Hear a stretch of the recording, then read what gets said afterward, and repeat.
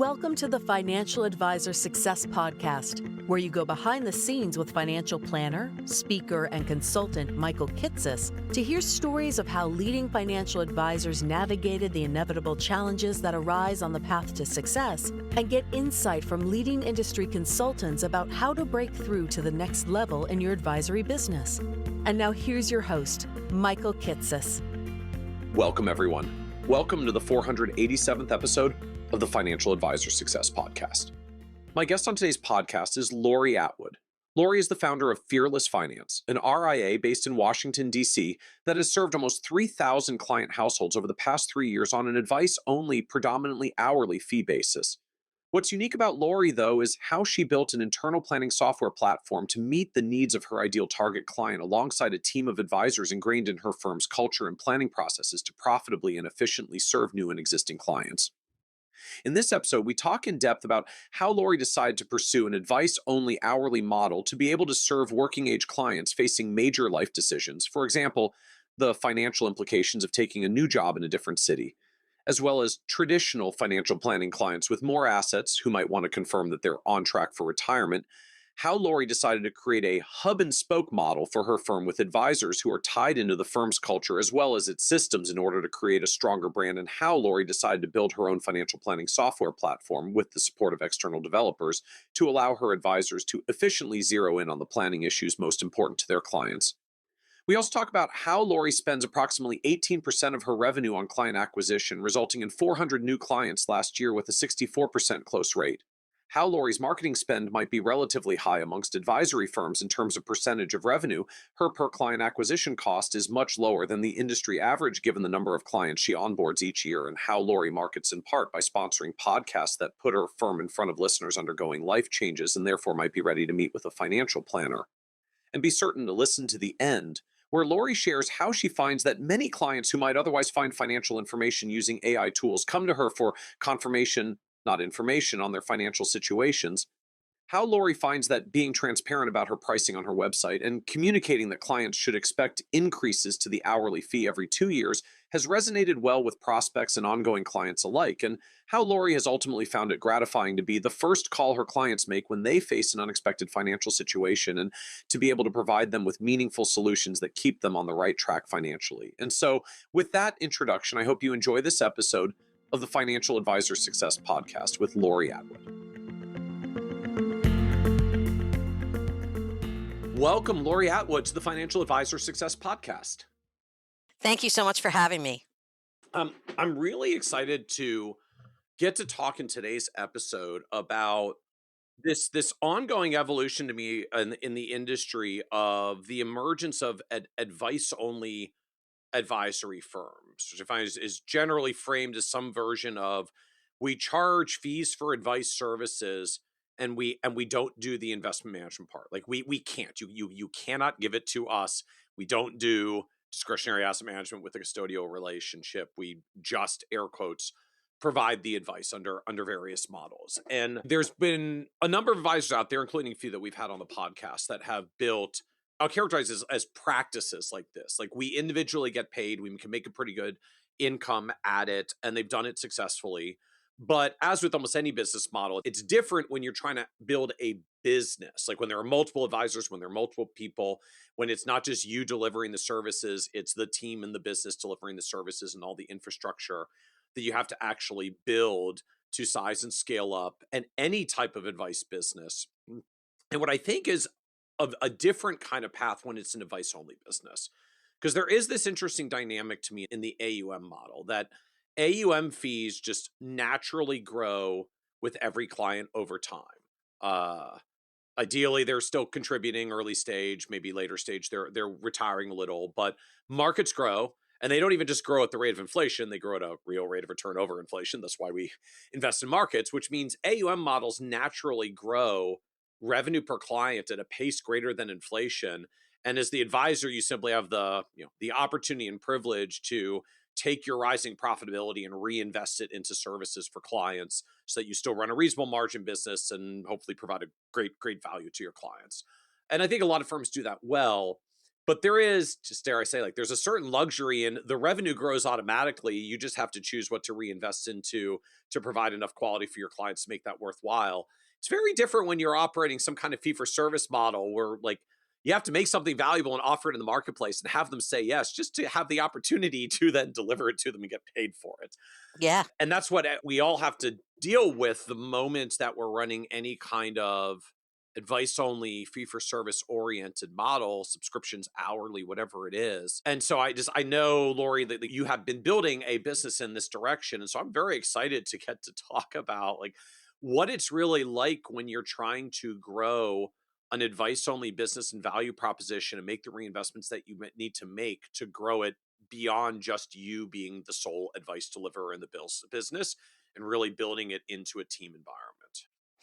Yeah, I mean, I think that observation is quite right. We're hourly, and I know there are some fee for service people out there who have whatever it is, a quarterly fee or something like that, but we happen to be hourly. And so what we do is more akin to a dental practice or a therapist's practice, or for that matter, a plumbing service, and less akin to what you think of as a traditional AUM model. Can you explain that further? Just like, I mean, what's the distinction for you? Why, what's the directional difference of Yeah. dental and therapist practices versus like traditional advisor AUM Well, model? so with a traditional advisor, as with any company at all, you've got to build your reputation and people have to like you to refer their friends and their cousins and that kind of thing.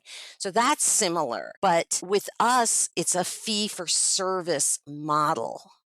And so the margins and the build out are more akin to a fee for service model. We have to make sure that we are priced in a way that delivers the client what the client wants, and that we can pay our people a living wage to keep great people and have a margin that makes sense, as opposed to what you described, where hopefully that firm has great people on board and now the offices are suddenly nicer and then there's this and then there's that, whatever. We're rolling out a new service. We're Yeah, rolling out a new service. Like, because why not? right. Revenue grew and we have the dollars to reinvest and we want to keep our That's clients and right. serve them well. So that's what you do. So it's almost like that's building, that's almost top down, and I'm building bottom up. We're building the brand. And in our case, because it's somewhat disruptive, if I could use that term, some people are like allergic to that term because it's overused, and I have sympathy for that.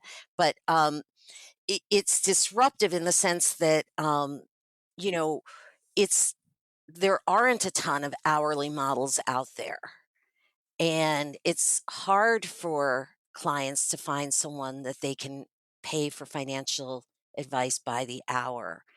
And so, for example, you don't like if you just look up on Google, like searches with financial planning, people don't search hourly because they don't even know it exists. So we have a discovery challenge that a dentist doesn't have. We all know what a dentist is. Following on that theme though, I mean, just is it a discovery gap? Like they want it, they don't know to look for it? Or is it a narrower segment? Just there are people who want hourly and there are people who want, oh, dare I say, good old fashioned AUM, like just Yeah. manage my money things. I don't want to deal with this stuff. Yeah.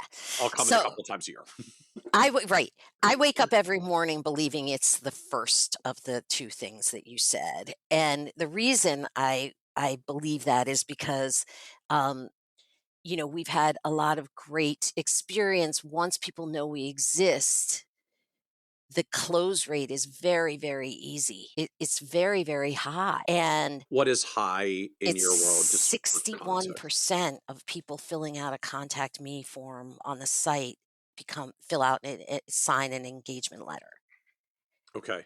Okay. And In a that is Which no, high. I mean, in a world where I know a lot of advisors get very nervous about like putting pricing and fees and exact details up on their Right. website. And I mean, I know just you have all of it in All of it. all the like glorious detail. It's $280 an hour for this, is 360 for that. Exactly. Like it's right there.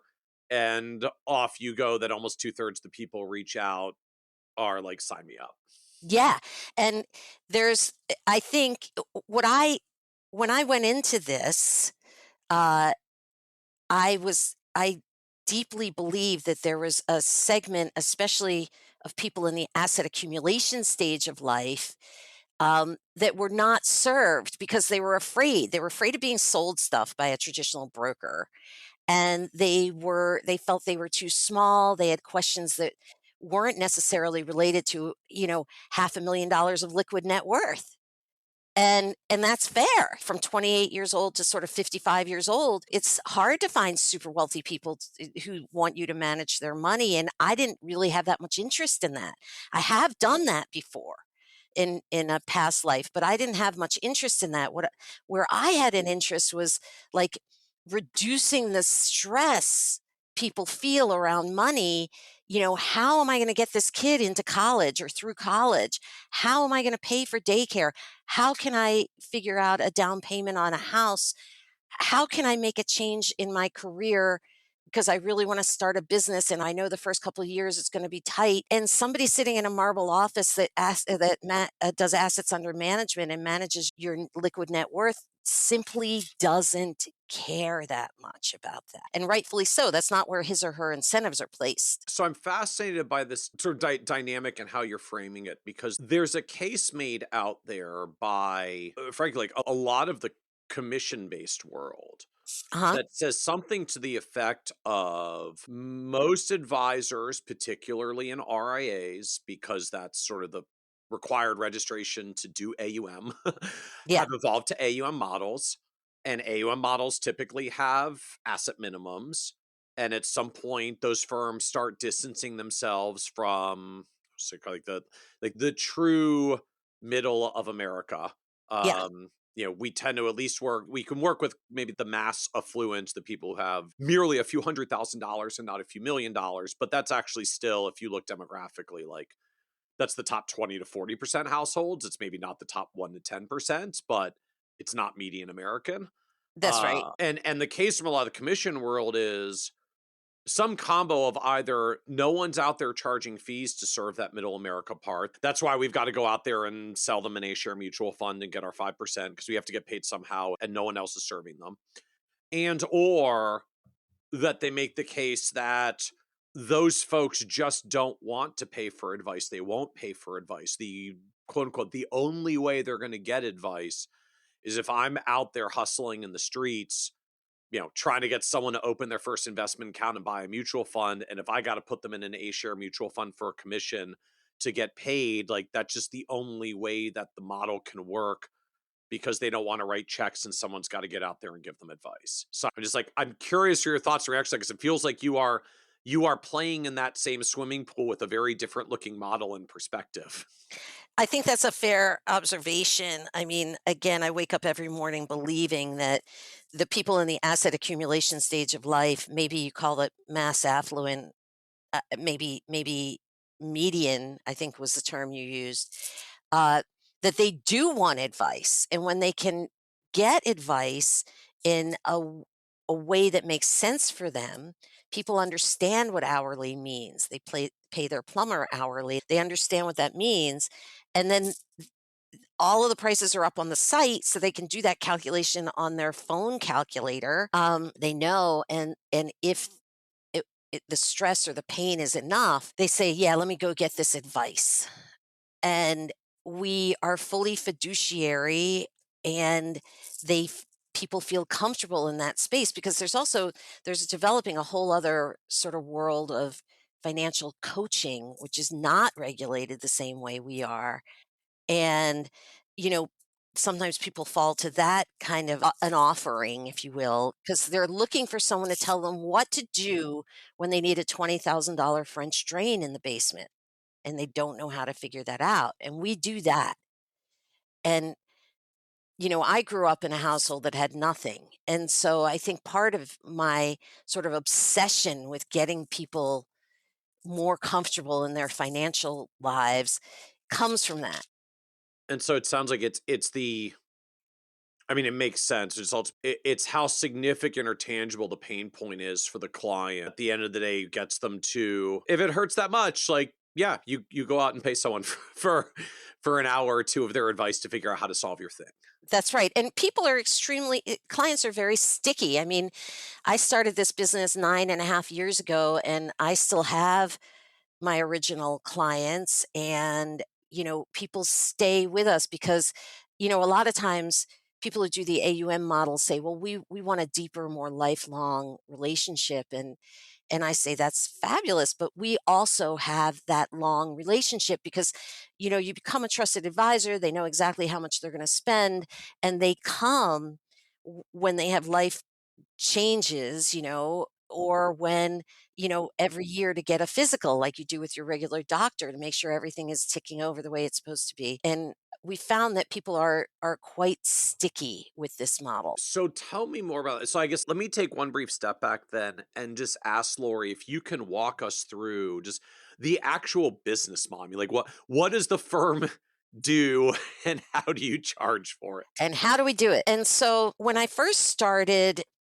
it was just me. I was taking clients and they wrote me a check, and that was that, right? It was all pretty simple. And in 2019, when I started to expand, I was looking toward people I knew who were therapists who took on associates. And I thought, okay, well, they're therapists, they're taking on associates. Why can't I do that? So I started to take on associates. And at first, in my mind, I had that kind of what I call the realtor model, where there's a broker, somebody who has a broker license, and then there are agents who go out and find their own sort of book of business selling and buying houses for people, right? And the broker gets a slice or gets an A overall. smaller slice, but yeah, to keep that sort of compliance umbrella over the agents, right? With a small amount of infrastructure, but really not huge. And I was doing that right there in 2019 and to some extent 2020. So I don't know what COVID had to do with any of this. Okay. I can't pull it apart like that. But in 2020, I started to think, my big hairy goal for this business is that we are the brand name in hourly financial planning. We are the TurboTax of hourly financial planning. And so you may do your taxes online and you may use any number of a few dozen apps. But when you say, "Oh no, I don't use a tax preparer, I use like a TurboTax," everyone knows what you mean. Right. Even if you're Right. using Tax Act Online or one of the other millions of them that are out there. And so we want to be that TurboTax of hourly financial planning. And for that to happen, what I realize is that can't happen in a broker model. It has to happen from the center out, meaning the brand and the business itself has to be built, and then you have as many associates as you end up having. And that was pivotal for me as I guess, as an entrepreneur, if you will, um, because that changed everything. So tell me more about why that can't happen in a broker model. Because I mean, I'm struck as you're describing it here. I mean, you framed this as the realtor model. Like there's a broker who has the license, the agents get their own books, make their own books of business, the broker gets a slice of it. But I mean, outside of realtors, I mean, that also happens in our industry, like in the broker Yes. model as well. I mean, we very much have a version of that Yeah. in our world. I see a lot of advisory firms out there today very much building in some frame of we hire advisors, they build their books of business, and the house gets a cut. Yeah. So I'm intrigued by like, so what doesn't, like in that vein, like what doesn't work So about that to get your big hairy goal that has to change? it What breaks down? probably would eventually have gotten to the same big hairy goal, but what I was worried about is that it would be less sustainable than building it from the inside out. And when I say inside out or center out, I mean building the brand and the fact that hourly financial planning is a thing, and then trafficking out prospects to highly qualified associates that work with you. And the reason that I preferred that model is because I have more control over the process and the brand and the way we treat, the internal culture and the way we treat clients and all of that's very important to me. Whereas the what I'm calling the realtor model, but you're right, it happens in financial advice as well. I think for most people, they can relate to the realtor model a little bit easier. It's looser. It's a much looser knitting, if you will. That's that's an interesting dynamic I'm just seeing cropping up all over. I mean, even some of the like the mega firms and the mega aggregators, one of the hot things in PE investing in a mega RAs right now is take what essentially were like historically affiliate broker style models. I mean, even in RIA, it's still kind of the same thing. Like, Yeah. we give you a platform, we cover the compliance, a little bit of the infrastructure, you build your own book, the house gets a cut. Uh, Taking those models and trying to transform them into W2 employee, centralized brand, centralized culture, centralized process with, Because I think, because yeah, the brand's more sustainable. yeah, That's what I think. So I think you were saying this a few minutes ago, the move from one person to having a team. So in in the realtor model, it's still a one person company. My daughter has a friend whose father is his broker is some broker in Kansas and he's here in Washington DC and he gets some infrastructure, he gets compliance as you just said. He's a lone gunman here. And so it's still an individual business. And that's not where I envisioned the hourly model for us going. And so what made more sense was that it was a hub and spokes, if you will, and it's fearless finance. That is hourly virtual financial planning, fiduciary, RIA, blah, blah, blah. And these are the associates that work for us and they all follow the same process. You have the same standard of excellence, etc. okay, And that's the brand from the center out, in my opinion. okay. And so very much then it drives from I like how you framed it. Just the brand becomes more sustainable, That's right? At the right. end of the day, when we build it this way, ideally, clients come and buy the brands and they buy the brands because they know whichever team member they happen to get is going to deliver the way the brand has promised, if you want to get into like fancy marketing brand promises, but That's right. they know that they will get an experience consistent with what the brand has promised, and that makes the business more sustainable because now I'm not reliant on the person who gets the clients. I just air quotes because this is very hard, but like I just need to create the system that teaches the trains the advisors to That's do right. it our company's way, and then clients come to the brand and we can staff the brand in a way that's much more sustainable. And it's more sustainable because I mean, all businesses have turnover so just again using that friend of my daughter's father, like if he decides he doesn't want to do this anymore, that broker dealer in Kansas doesn't care that much, you know, where and but they lose his whole book of business and so they have to go out and find someone else who's going to do that, at least that much if not more, right? And with me, I don't want to lose any of my associates, but life changes and et cetera, et cetera. And if someone goes, the clients are feel a tie to fearless finance and our model and our company, and I don't want that to happen, but if it does happen, then they can go to another associate who's going to treat them as well and with the same process and the same culture, etc. It's an interesting mindset shift to me, the way that you're framing it, especially when you come to the question of turnover. I mean, I find for most of for most of us in the business, like the single most like negative, scary thing of anything is the like turnover. Right, as you said, if an advisor leaves, their book of clients tends to leave with them. If they retire, it can be hard to retain them. Hopefully, Right. we're putting the right people behind them to hold on to them. Hopefully, right, like turnover is a high stress point, and so I find so much of the industry, we try to get clients to be clients for life, and then there's an expectation that advisors will be advisors for life, because if the clients can be a client for life and the client falls, the advisor has to be the advisor for life. otherwise we Yeah. otherwise Yeah. we lose the client.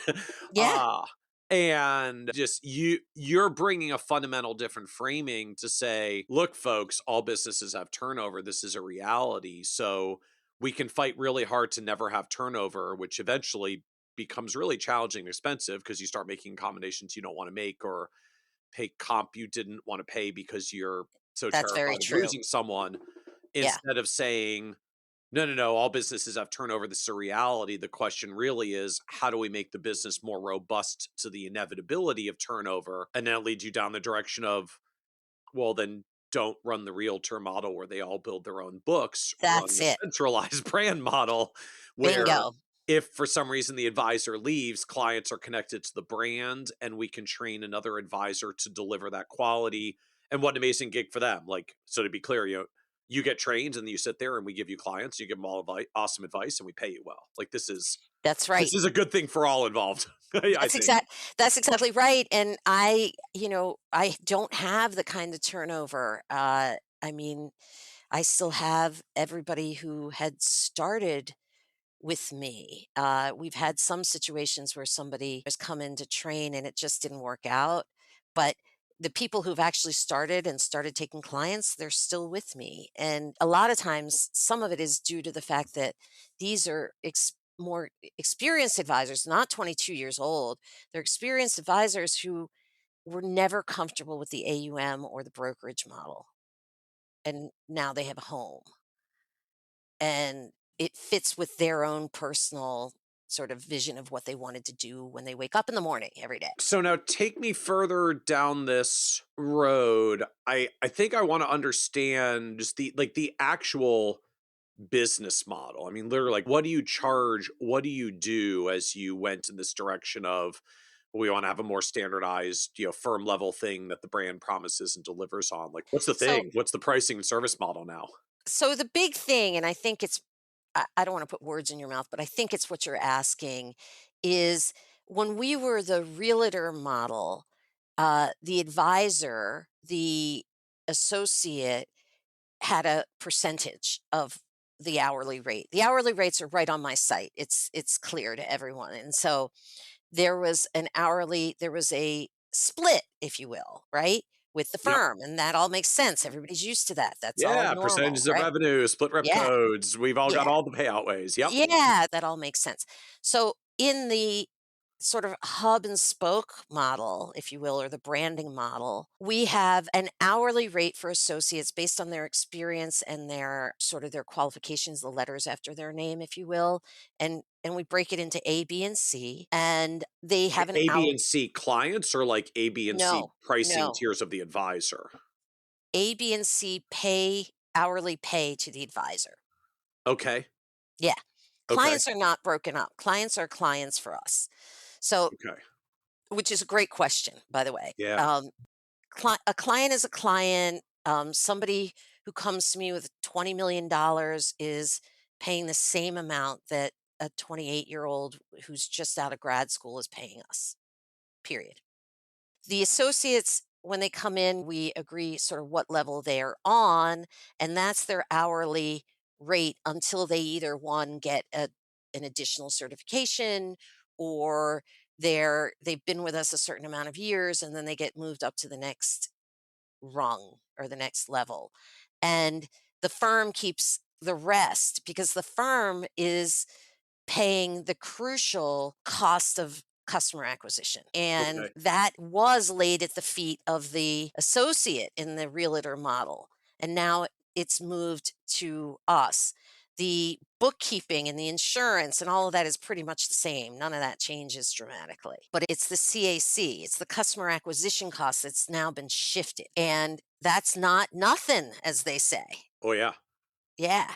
So that's how we do it. So what are I guess this, let me start even on the client end. Like, what are the hourly rates? I mean, it's like, what do you actually charge Oh, okay. to do this model? So, yeah. So I have a book of business, but I'm not going to include me in this because I charge a different rate and I don't really take new clients and blah, blah, blah. So let's Okay. put me aside. Okay. Um, so the other associates, Katie, who's out in Spokane, Washington, she's also an enrolled agent with the IRS. And so she's a retirement specialist and she does all the Roth conversion and anything related to tax and Roth and that. We do not file taxes for anybody. It's just Okay. tax advice as related to their financial planning. They all go to Katie, and Katie is charges as of April 1, by the way, 310 an hour. Okay. And if you're going to a non-Katie, let's call it, a non-Katie associate, it's 280 an hour for an initial plan. That's typically 2 to 4 meetings spread over, 2 to 4 hours spread over 2 to 3 meetings, depending, you have kids from another relationship, it can get complex. And then ongoing, or what we call existing client meetings, those are 240 an hour. And so that would be your yearly check-in. That would be, hey, my company just got a new retirement plan. Can you help me with my allocations? That stuff. Okay. Uh, And yeah, and then I have a junior partner in my firm. Her name is Elizabeth. She is also at 310 as of July or June 1st. That will happen because she just made partner for me. So anyway, and so the idea of these is like differences in fees between Katie versus others, or soon like yeah, Katie and Elizabeth versus others. Is that essentially a reflection of ABC advisors internally? Like they have a higher hourly rate internally in what you compensate them because they hit the years of that's experience and correct. qualifications threshold. So then you've got the same thing externally. That's correct. Okay. Yeah, and And I mean, certainly with the Roth conversion, that there's a much higher level of complexity. right, I'm assuming those also may be even like longer or deeper engagements because there's Totally. just like there's actually a lot to analyze there. Yeah, and that's absolutely true. And on the retirement side, again, it's all Katie. We do have a premium service for existing clients where they can pay a flat fee quarterly. And she basically does non discretionary, again, non custodial, but she takes care of everything for them because we find that clients, when they're sort of on the brink of retirement, there's a paralysis that sets in. Like, I've been saving my whole life and earning, and now you want me to take money out of my savings? I don't even know how to do that. So So, can you explain a little further just what is the premium, what is the quarterly premium service for you in arrears if it is still non-discretionary? 'Cause I mean the most straightforward version for us is premiums like I actually manage your portfolio, but it sounds like it's not that. So it's not what's the that. service model in your world that characterizes this like premium model different pricing? So we worked I love my compliance attorney, and he puts up with us because we're his only hourly clients, and we always have the weirdest questions for him. Um, but so we've specified a situation where, and it's all in the ADV, which you can see on the site if anybody's interested in that. You pay in arrears, but so Katie will email you and say, "Hey, I think I took a look at your portfolio. I think we need to do a rebalance. This is what I'm suggesting." The client will write back and say, "Yes, I approve that," and then she can go in and do that rebalance. But she does not have the client's login. She does not have discretion. This is not a custodial relationship. And it's mostly like, it's time to take your RMDs. Let's set up some time and talk about that and where the cash will go. And I know you had this goal of funding blah, blah, blah, grandchild's 529, et cetera. So it's like a what's how to label like a co-working relationship. Like, let's just do the thing together. Or turn on the Yes. screen, log into the thing, and we'll Yes. just do it.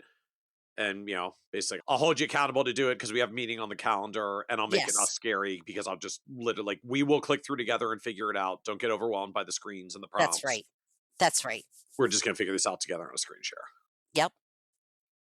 That's exactly right. And so, but everyone else is just providing hourly financial planning. And we have a specialist, Kim, who does she's a certified student loan professional. She's a certified college planning professional.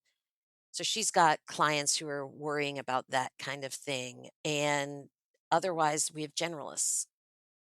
And so now, when you do these engagements with clients, right? I think you said like a typical plan is $280 an hour. It's going to take like 2 to 4 hours spread out over 2 to 3 meetings. Just Yeah. in your world, like Do you then ultimately quote some project fee? It's going to be $1,080 or $2,000 or some number because we've No, estimated the scope of work, or they just are like they straight bill, like it takes what it takes, and you get billed for whatever the time actually was at the end of the. yeah.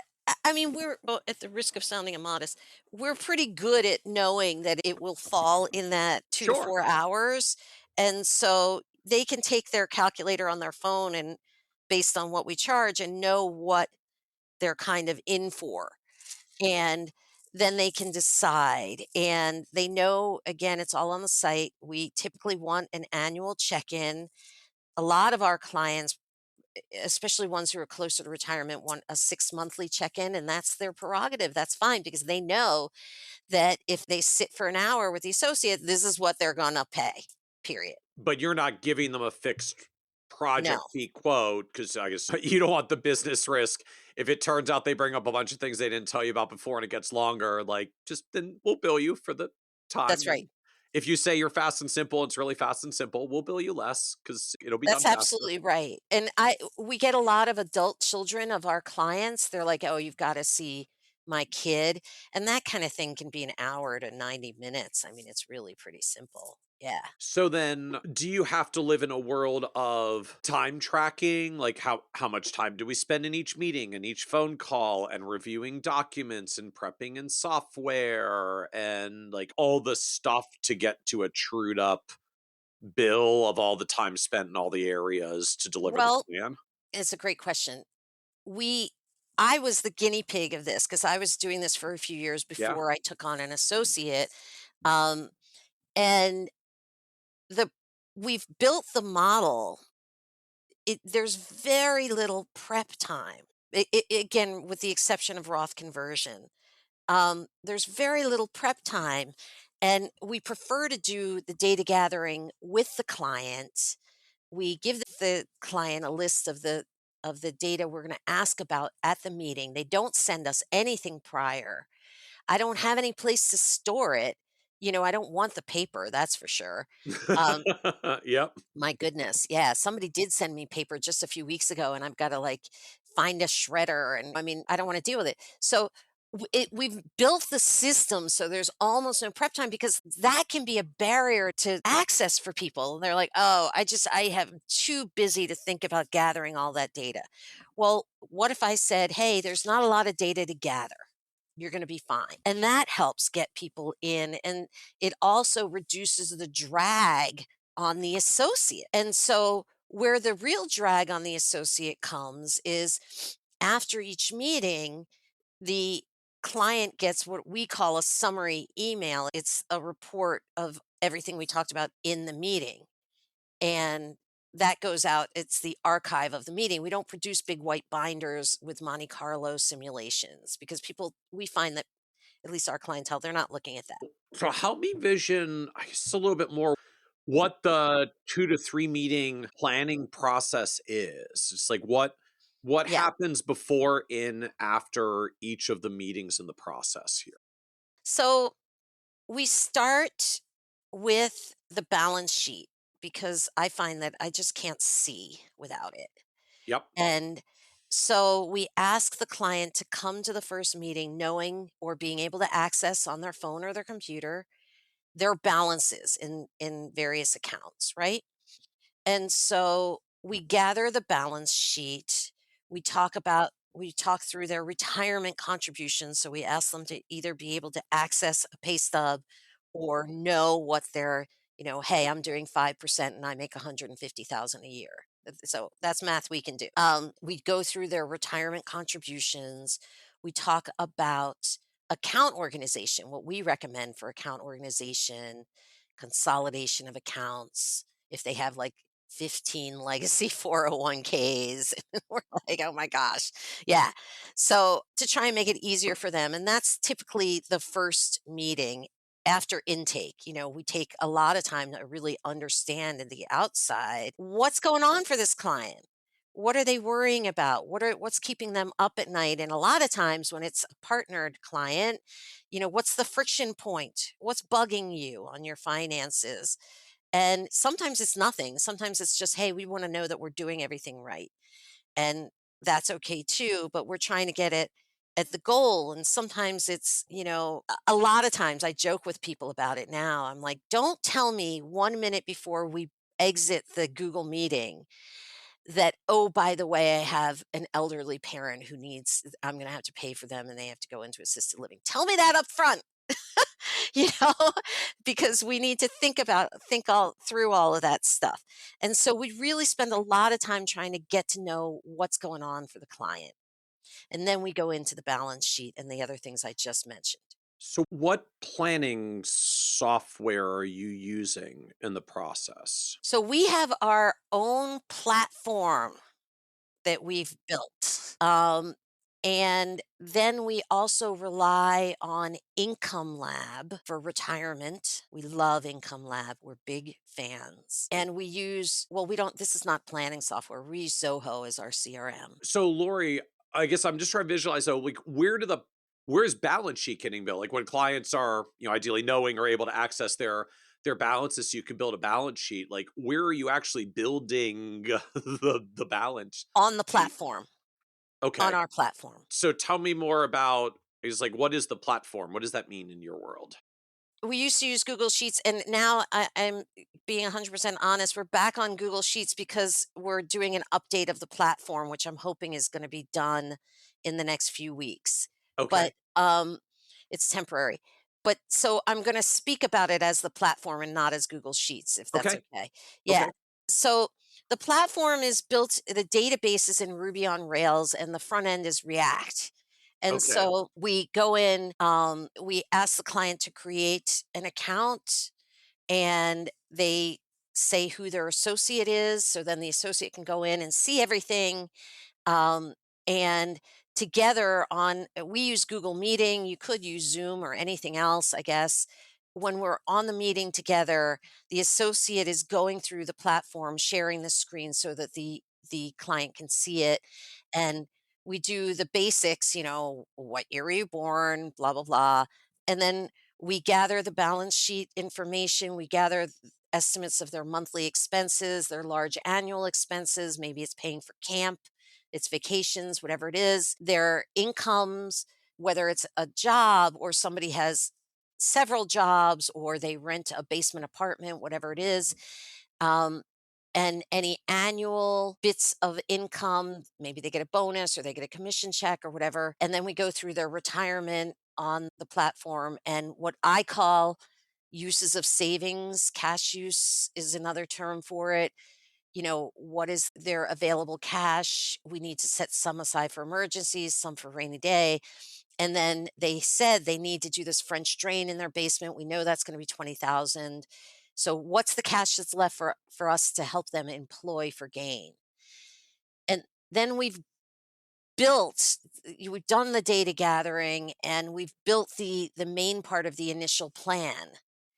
And then once that part is built, we can then pivot to the insurances, estate planning, and then ultimately the portfolio and our recommendations for their investments. So I understand now and in context, you're capturing, I guess, a lot say like a lot of flows and states, right? Yeah.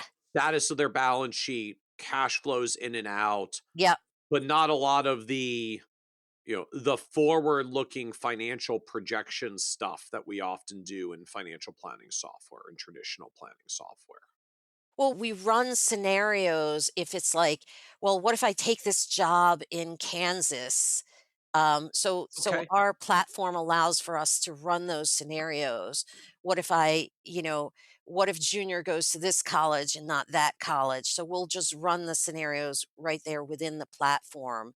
But the scenario running in terms of their portfolio and how that's going to perform into the future is done with Income Lab. Because say even the scenarios, like what if I take this job in Kansas? I mean, I get Uh-huh. like literally we're sort of gonna project what happens in their household cash flow for the next That's few right. years of this transition. But this isn't projection as we talk about like retirement projections. Well, that that increases your retirement balance at retirement by $372,133, and your Monte Carlo went up by 7%. Like, So it's not. we don't do Monte Carlo. We use Income Lab. And the reason we like Income Lab is because I just had this, I love this story. It just happened a few days ago. This woman comes to me. She's worth $15 million.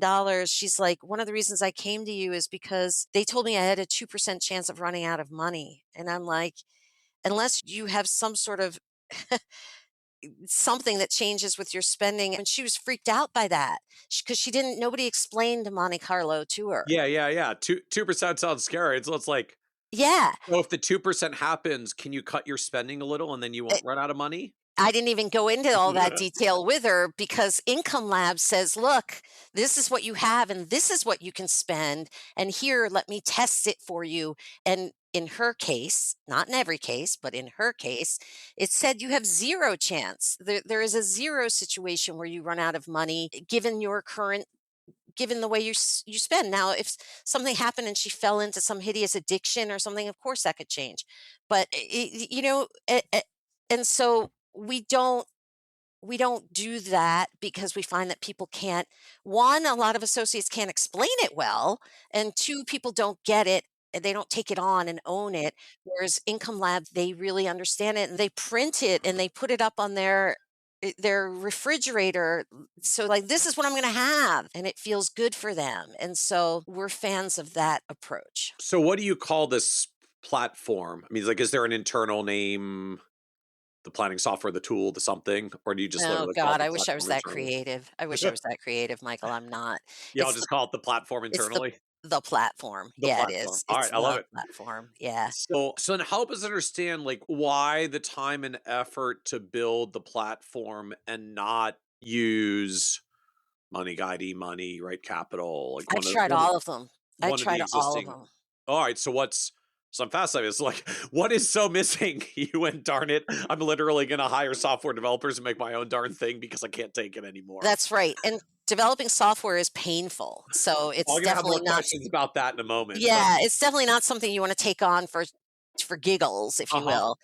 But the reason is because e-money, et cetera, don't understand our client base. Our client base does not care as much about things like, you know, my portfolio into the future because we're index fund people. We're not picking active management. And so we spend a lot less time on that and more time on what they're going to do to afford the French basement and the French drain, excuse me. Yeah. Um, because e-money didn't do that. E-money was too focused on all of the different scenarios for this portfolio that this 27-year-old can't really conceive of yet. But he does know his wife is expecting and they need a bigger house. And so what I needed was software that worked for our client base. And that's where you get into its balance sheet, its cash flow, and Scenario it's running. scenario planning, but not the way we talk about what if scenarios of, like, if you That's have right. this different saving pattern, here's how your wealth changes over 30 to 50 years. It's like, if you take the job in Kansas and your salary That's changes, right. but your cost of living changes, and this is the new mortgage, let's figure out whether you can afford this or not. That's it. That's it. And here's your savings rate, right? So don't think that we're disregarding that because it's critical. It, Right. it, and so here's your savings rate. And with your savings rate, you're going to get to, whatever the goal is, like we want a beach house or whatever it is, you're going to get to that beach house in X number of years or months. If you can take, but if you take the job in Kansas, it'll be Y number of years. So our software allows us to do that, which is what we find our clientele is asking about, because we already have them making sure they're saving in their respective retirement plans as they need to. It's the other stuff. And then and if we do need to do, dare I say, the fancy long-term retirement projections, The as it were, fancy, yeah. so then we pull out Income Lab because that's their core strength. That's right. And clients really like Income Lab. They like the way the morsels of information are being fed. And we did. I tried email. I countless ones. It had to be a dozen of them. And that's the common gap for all of them, is the the short term, intermediate term scenario planning that's more about cash flow projections than asset projections. Like that's That's the right. functional gap. That's right. It's not answering what our clients are asking. Um, and so I would have to sit there and do it on sheets anyway. So now talk to us for a moment about just the the world of being a software Oh, developer. don't. Oh my goodness. I don't even Yeah. know, like, it is, and I know, has this changed in the emerging AI era? I Yeah. mean, how did you find someone to build this? Can I ask, like, what does it cost? Like, Oh what did it my goodness. take? I mean, Yeah. ground us or warn us or Or yeah, whatever it exactly. is. Or I mean, freak you I out. know there's others listening who are like, I also hate my software, whatever it is. We've all got gripes about something. Like, I hate my Yeah. software. It doesn't do the right things. I just want to build my own. So, Yeah. like, Lori, share with me the wisdom of experience. Yeah. So the first thing I would say is only do it if it's the absolute last ditch thing that you can, honest to God. One of the things I hate the most is testing software. But now we can use AI to test software, which is really, really, really keeping my sanity intact. It's nice. So What does that it's mean? Like, how does AI test the software? so I told you a few minutes ago that we're back on Sheets because we're fixing the platform. We're Yep. updating the platform.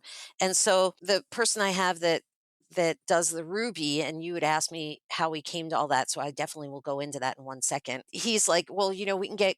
I think he uses Claude. We can get Claude to test it so you don't have to test it. So testing means running a million different scenarios like, I'm a young person right out of college, I'm a couple that's about to retire, and you're just trying to hit this software to see if there are any bugs. And it used to be a human that had to create the scenarios and keep running them and looking for bugs, and now Claude will do it, which is like music to my ears. And the software, I started the software, I wanted to develop an app for people to use where they could track their spending in a way that made sense for them, because all of the millions of apps that I tried didn't make sense. Like, what the way I see it with clients is they don't want to fill in line items of how much they spent on clothing that month. There are some people who do, but for the most part, people don't. And so, what our process involves is a pool of full discretionary money each month, and they just track that because they, as the adult, get to make the decision of whether they're buying clothing or they're eating out or they're taking Ubers or whatever they're doing. And they're not being asked to fill in line items, which I do this for a living and I don't want to fill in line items.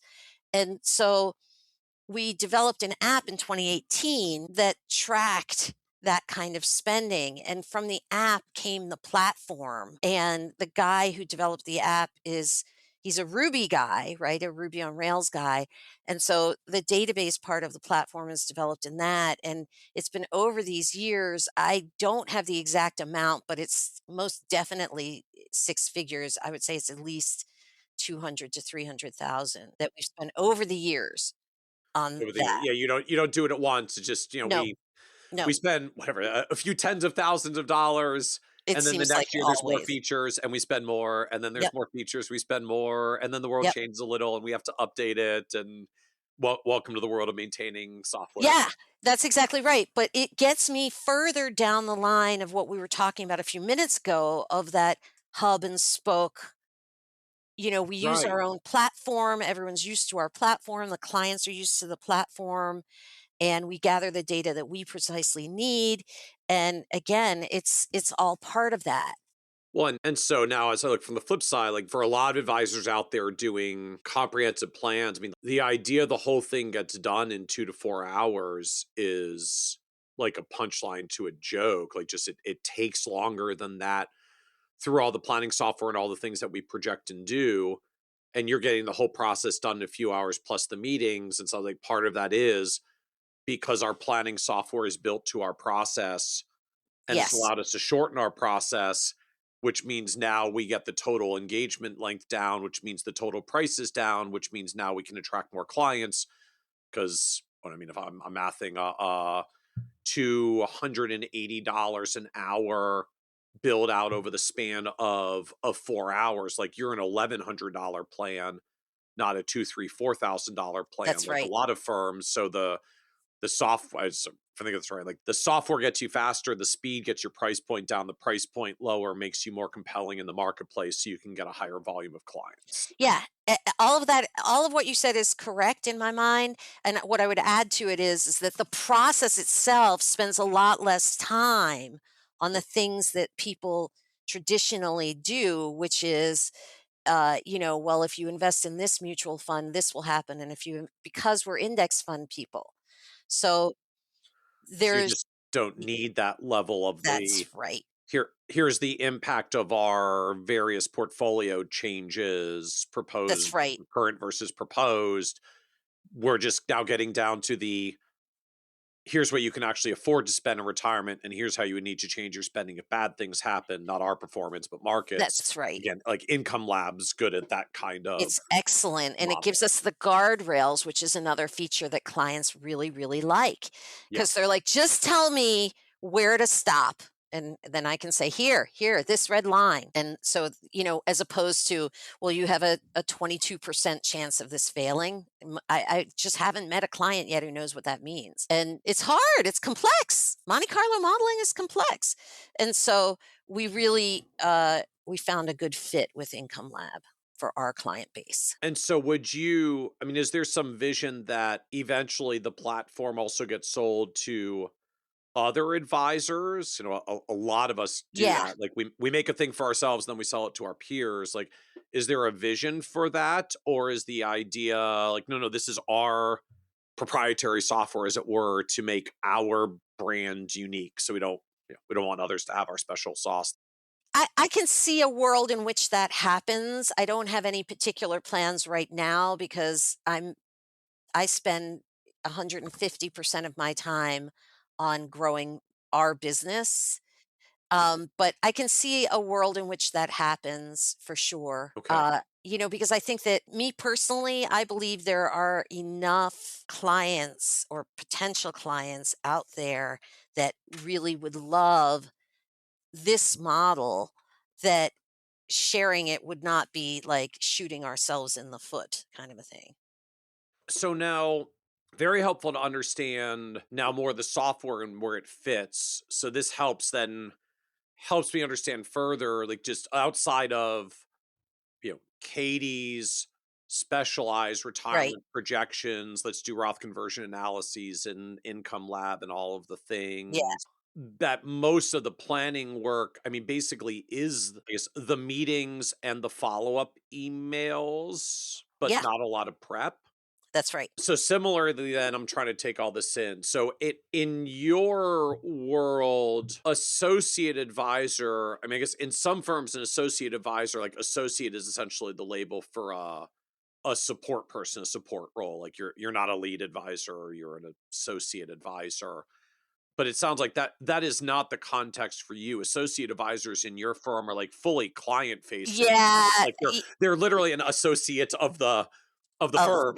the firm. I'm sorry, you can't take the investment banker out of the girl, right? So, you can take the girl out of the investment bank, but not the Uh-huh. investment banker out of the girl. So it's an investment banking kind of a thing, associate principal partner.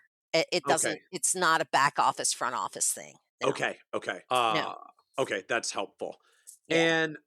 And so as you now build this model with the associates, they get their rate ABC based on their experience and qualifications. And then it sounds like now you're adjusting pricing externally, right? Just if you get the more experienced specialized advisor, the hourly rate is a little higher to you because we comp them a higher rate because they just literally are more qualified and experienced. Such is the Yep. way of things. Uh, uh, so how? I guess I'm just trying to is like, how does this work from the business end? So do you have a like? Is there still some internal goal of I want a certain percentage of the fee that gets billed to the clients to go to the advisor, or is there a salary that you shoot for, or is there a like percentage of my revenue that I want to go to advisor servicing versus overhead versus Um, profits? Like how do you think about I mean also like the dollars still have to get allocated across the that's bucket right. to That's run the right. business. So how do you think about that? How do you build that? Okay, so HR, what I call HR, which is it could also be called the COGS, the cost of goods sold. The payment to advisors for advising clients, the payment to advisors for sitting in front of a client. Yep. That should be 55 at most, 50 to 55% of what Okay. I'm taking in. I have support staff, but they're part of my admin. They're not client facing. Okay. And then we have things like, we have to pay for the insurance and we have to pay FINRA every year and, all the stuff, right? We have to pay for Income Lab and Zoho, and that's all my general admin. Okay. And then there's the cost of customer acquisition, which in our firm is about 18, 19%. I don't want it over 20 89% of revenue that you of spend on revenue. marketing things. Yes, that is what I mean That's by like that. hard dollar spending. That's right. Okay. I mean, that's a Yeah, big number relative to most firms that's where right. the media advisor room is like 2 to 4%, That's 1 to right, and 3%. that's the difference. That's it. That's the hub and spoke difference, and Not necessarily the advice only difference. It's just that's the hub and spoke difference. I mean, that's exactly right. Yeah, it's okay. not the advice only difference. You're right. That nuance is correct. Okay. Um, and so we sponsor podcasts, and we have a social marketing plan, and I have a woman who runs our social, and she costs money. So that's all part of that. So, and so then is there a margin that you aim for the firm at the bottom line to say we're running Yeah. well, this is healthy?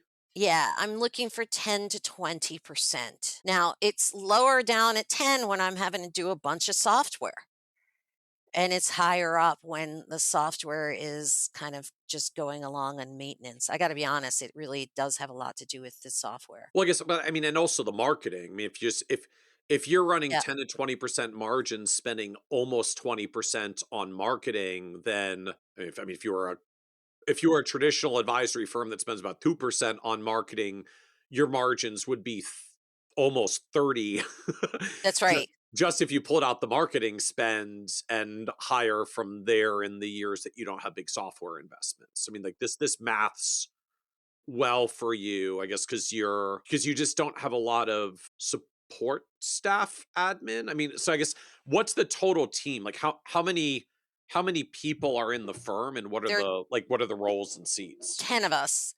Okay. So I have an assistant, a virtual assistant. She's the admin assistant. We have someone who runs our social, and then there's a social manager who works for her that just is part time and just does engagement. Okay. Um, and then we have an operations manager who basically takes care of all the stuff. Yep. Bless those people. Thank you. Yes, exactly. All the stuff, all the stuff. Uh-huh. And these people, none of these people are full time. Okay. Okay. Okay. And then I have there there are 5 advisors and there's me. Okay. So 6. Okay. When I'm in my advisor, I take a lot fewer clients than they do because somebody has to run the Well, yeah, you company. got to run the business and grow the Yeah. business. So So 10 people, kind of nominally six advisors, including you, yeah, and 4 admin folks, but the admin folks aren't even full time. So it that's would right. be two, I don't know, like 2 full-time equivalents or something to that effect. That's right. You That's just that's probably 2.5. That's probably okay. right. Yeah. Okay. So I follow. So just you've managed to keep the ops side lean Yep. to manage to margins that gives you the dollars to then build the software, do the marketing, still run healthy margins after those costs, and That's be able to right. size up the firm. That's right. And a lot of our clients come in through referral, which is, the most efficient way, right?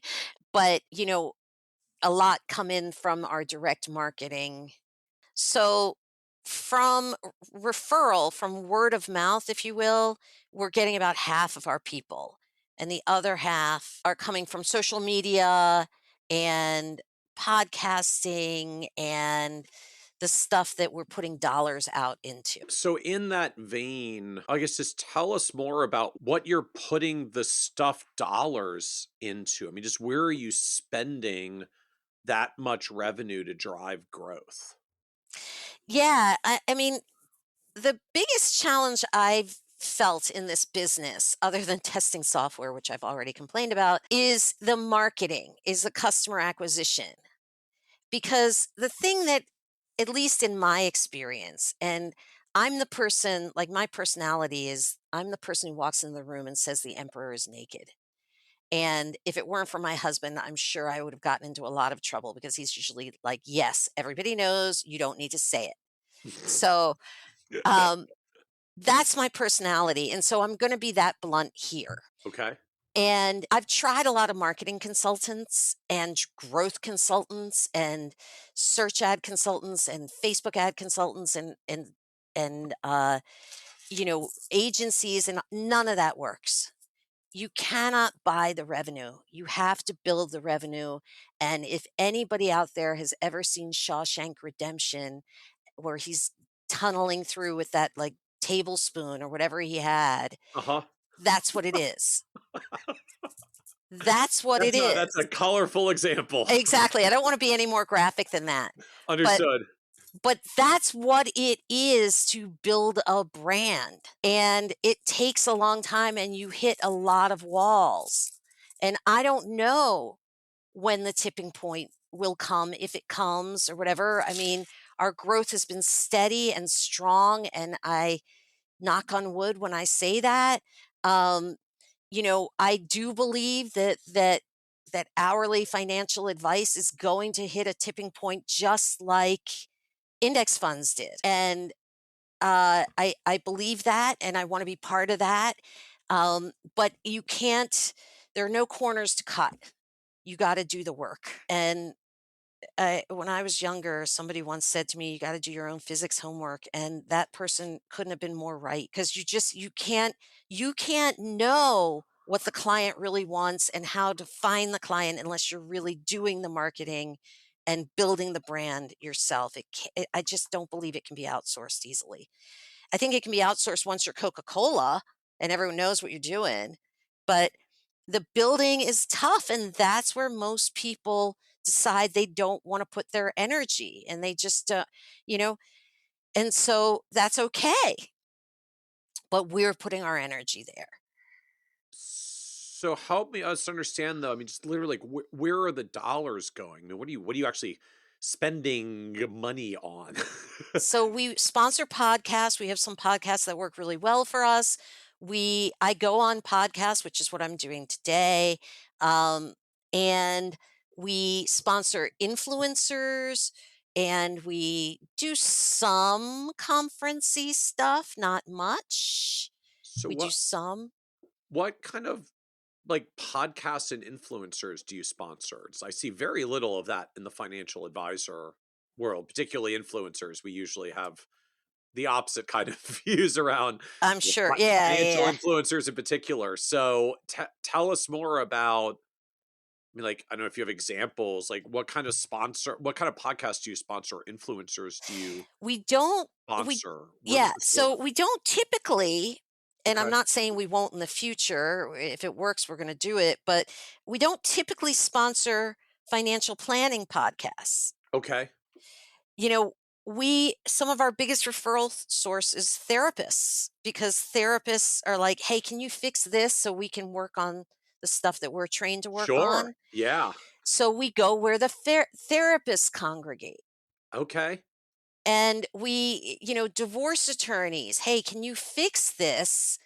And then I can get on with getting the decree done." Okay.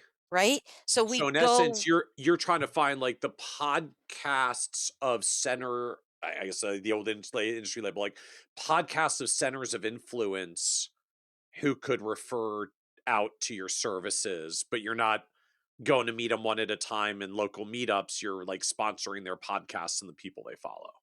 right, or being on the podcast. Yeah. Yeah, when we're lucky enough that they invite us. Yes. And so it's trying to exploit, you just had a great phrase for it, spheres of influence, or but Yeah, centers of referral influence. Yeah. centers of referral sources. And so over the years we know who refers, and that has helped. We also know that, there's a certain type of client who is interested in this, and that client usually is taking initiative to make positive change in their own life, right?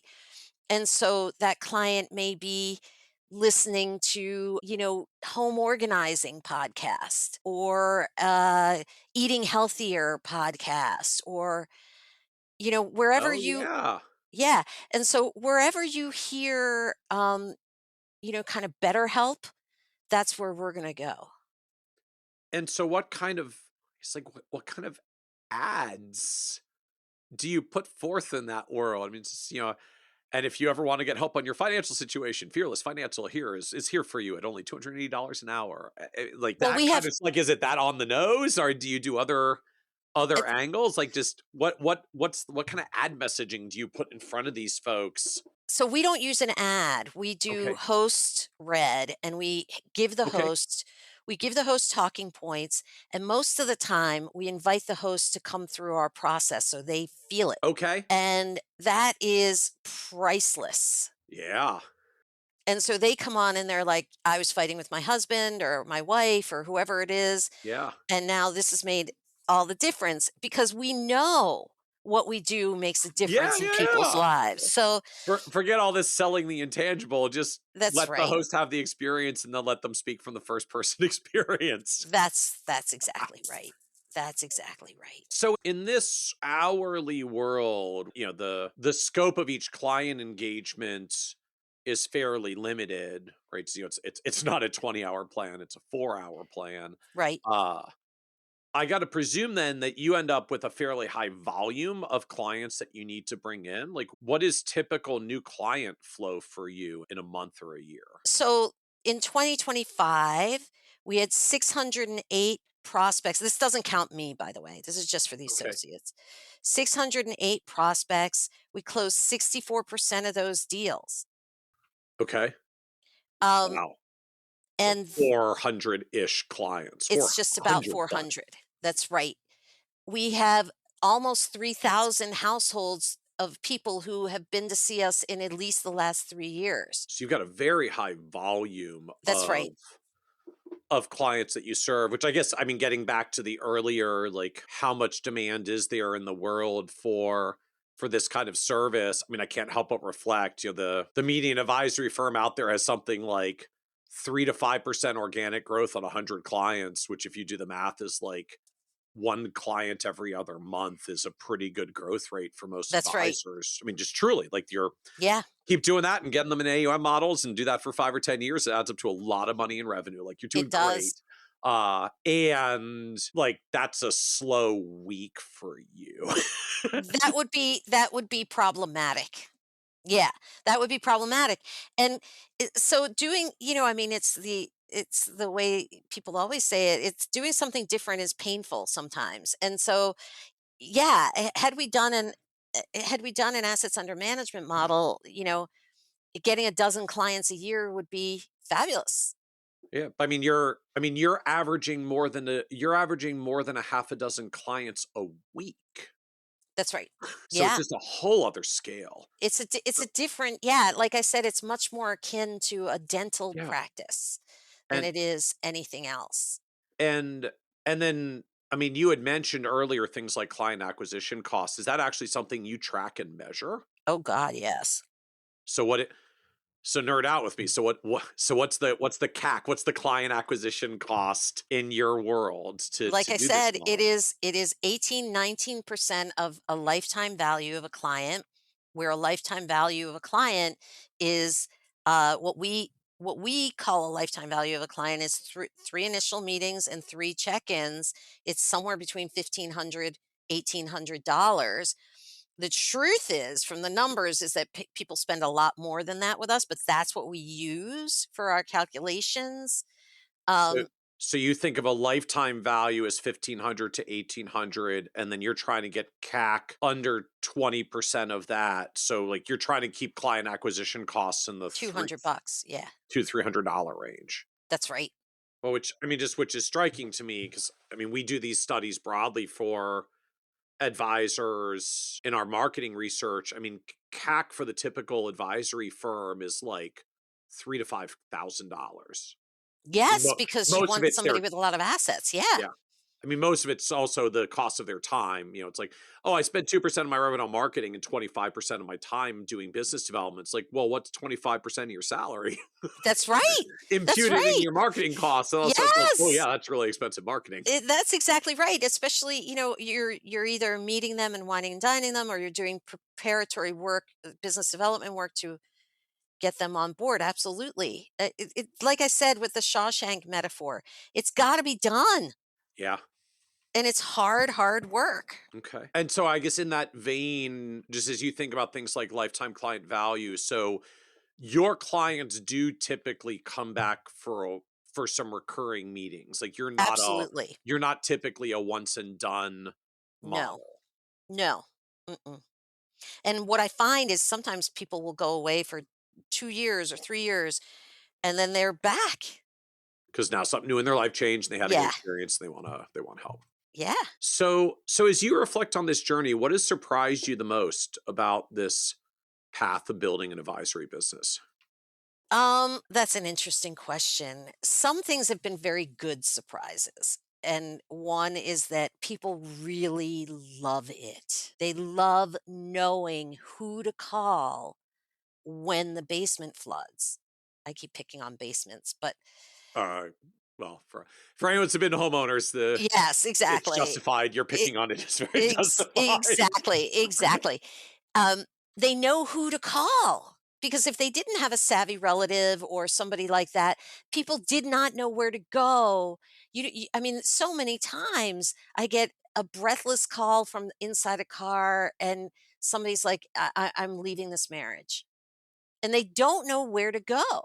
We're where you go, and that's made all the difference. And the difference in people's lives based on what we do is really quite moving. So I would say that that's been not a surprise, well, maybe a surprise, but better than expected. Let me put it that way.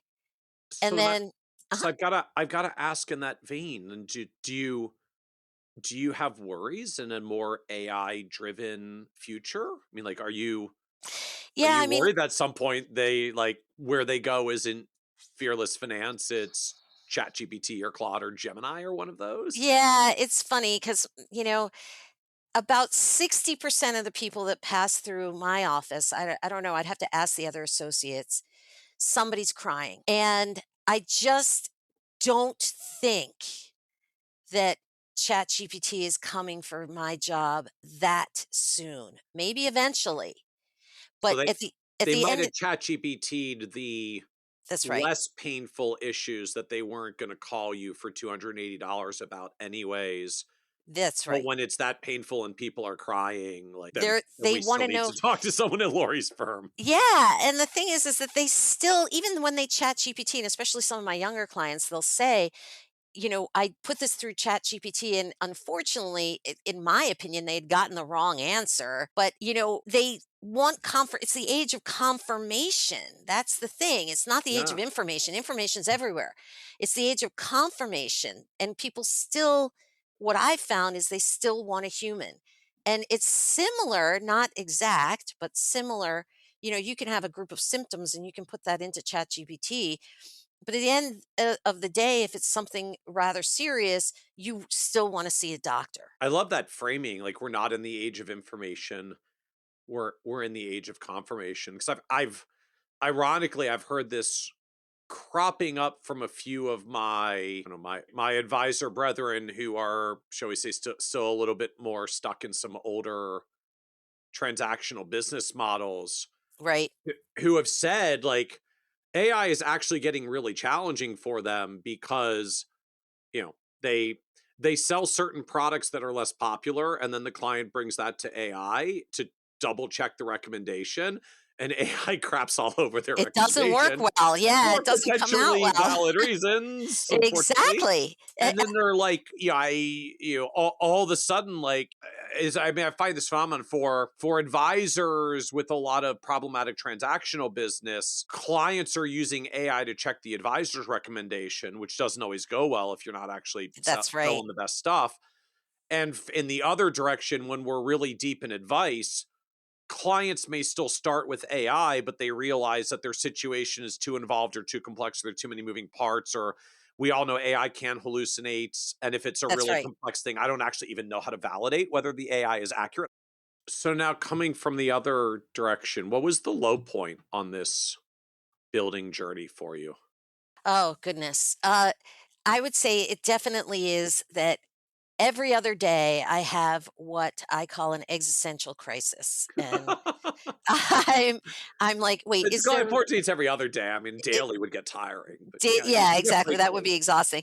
Is there it's certainly in the more formative years of this, is there really a business here? Is there a business here? Is there a business here?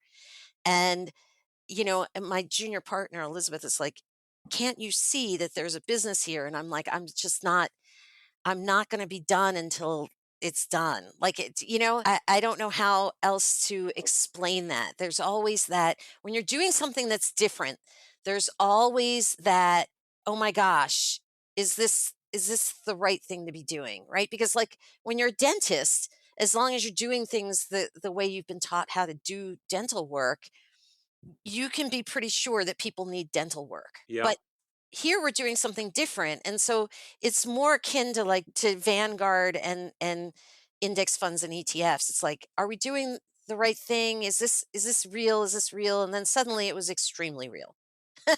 You know, although if John Bogle were alive, maybe he would say it wasn't sudden. But yeah, Again, just when you get down to, okay, but at the end of the day, your firm's adding more clients in a week than most advisors add in a year. Like there's there's yeah, something very real there about consumer demand. demand exactly. And we've been around. I started in 2016. We've been around near a decade, not quite. In the fall it would be. And you know that even through COVID, and so that says something too. It wasn't something that just went away. So, given that you're now almost 10 years into the journey and, learning and going through all the different iterations, like what do you know now you wish you could like go back and tell 2016 you when you were just getting started? Oh, What do you know now with the wisdom of experience? so I would say it's two things. One is extremely boring, which is I probably would do the software development differently. Oh, how so? Well, at first I thought it was an app, and then the platform was kind of a thing on top of that. And really, like, if I had the blessing of hindsight, I would be like, this is how the platform needs to look. And we could have cut out a lot of that iterating, but that's kind of nerdy.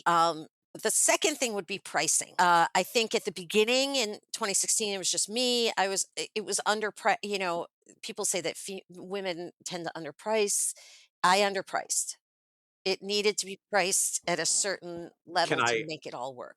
can I ask how low did you go on your pricing yourself at the beginning? In 2016, 2017, I think I was probably at about 185 an hour. And it just that is a very hard model to make work. And so pricing, other than the software, which I know I keep banging on about, pricing has been the biggest challenge. It's a challenge to get the right price where the firm is successful and thriving, and you're still hitting, meaning giving access to the people you want to make sure you can give access to. Because my wealthier clients, they're happy to pay whatever I ask them to pay. But we want to get people who are more in that middle range who need this advice, right? We're an access provider. And so we need to find that right intersection, if you will. Be, That's not be, easy. because ironic, because the range is so high, because you live in a realm where $280 an hour is still a lot of money for a lot of people. Yeah, And for a certain level of more affluent client, like they don't even blink. Like they you don't could blink. double it, they probably wouldn't blink That's exactly right. because their accountant is $700 an hour and their lawyer is $1,200 an hour. $1,200 an hour. That's exactly right. And the way we have our ADV written and the way we have our policies, it's the same price whether you're worth $15 million or you're worth $15,000 in net worth. And so what I found, which was really interesting, is my goodness, the wealthy people love coming. They're like, yes, yes, I want this. I don't want to spend on an assets under management who, in many cases, not all, many cases underperforms after fees and taxes and everything else. I want this. And so we have a lot of quite affluent people in terms of net worth. And then we have a lot of, like I said, somebody's 32 and they just got married and they're looking to buy a house. And that the business was built for people in the wealth accumulation stage of their life, but now we're getting a lot of people who are pre-retirement and retirement because they just like the model. So is that just a reality of the business, or is that a thing you want to solve for and change? I don't want to change it. I mean, we're everybody's welcome. Everybody's welcome. It just means that we have to be really right on with our pricing. Our pricing has to be right. And it's our pricing goes up every 2 years. It's also on the site. That's the business. And so we need to be really right about that stuff. And as I said, I haven't always been, not to the detriment of the client, to the detriment of the firm, as underpricing for a long time. But so I don't, and we live and we learn, like, who we're reaching, who's willing to say yes, and meaning sign an engagement letter, who still thinks, and part of the platform too, for people who are, you can go and do some of the data gathering on the platform and pay us a flat fee, and that will reduce the number of hours that you need to be in front of us. And we do recommend that for younger people where they're like bristling a little at the 280 per hour. Once things get a little more complex, we don't recommend that because we really need to do the data. Then they do it wrong and you spend more time Exactly. correcting it. Exactly. We need to do the data gathering with the person or people. But if you're a 28-year-old and you're like, I really just want to make sure I'm doing stuff right, that could be a great. So any other advice you would give, like younger, newer advisors coming into the profession who are interested in going this like advice only, hourly oriented model and are, getting started in today's world looking forward? Well, I think the advice is it's out there for you. Absolutely. If you want to be an hourly planner, don't get put off by the fact that, well, why isn't everyone else doing this? It's out there for you. You do need to make sure that you are, obviously, you've got to be regulated appropriately, but you need to make sure you're pricing in a way that makes sense. And it's not one size fits all. You've got to really put some effort into making sure your pricing works for the people that you're trying to go after and build your business with. And yeah, I mean, the regulatory itself is quite daunting, as I mean, we're an RIA and we're regulated by the SEC under the multi-state rule. And that's no joke. No. And it was like the best day when we finally were eligible to be regulated by the SEC, because every state wants you to dot your I's differently and cross your T's differently. Yeah. And we needed this to be a national product. So as we come to the end, this is a podcast about success. And one of the themes that often comes up is just literally that word success means very different things to different people. And so you're on this wonderful path for growing this advice only business as you're 10 years in and thousands of clients and 10 team and expanding. And so the business seems to be in a wonderful place. How do you define success for yourself personally at this point? Success for me is when two people are talking to each other and talking about hourly financial advice, and they're like, well, like Fearless Finance. When I'm the brand name, when Fearless is the brand name for hourly financial planning, I've done what I set out to do, and I'm not going to stop till I get there. I love it. I love the passion for the mission of bringing it forward. Yeah, I mean, it's not like a number for me. It's that. It's that.